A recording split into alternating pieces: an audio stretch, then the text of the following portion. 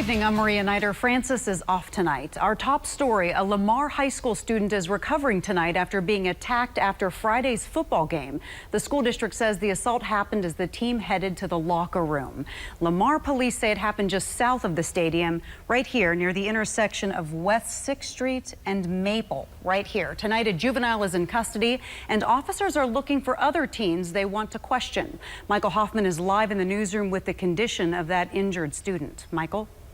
When we last spoke, investigators say that student is in stable condition and in the hospital. Police would not tell us any of the details surrounding the attack or the type of injuries that he sustained, but here's what they did tell us. Lamar police say the assault was not related to that football game. Officers say they have identified other teenagers that they want to question in connection to this attack, and they are not students of either school involved in the game.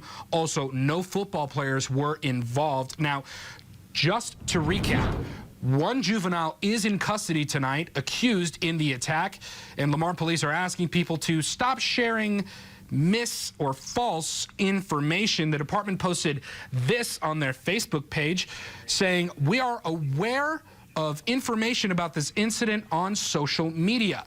Unfortunately, much of what we have seen is not accurate. We encourage everyone to rely on verifiable sources for their information." Now, we will keep you updated as we learn more about this story right here on air, online, and on our KY3 News app. Reporting live in the newsroom, I'm Michael Hoffman.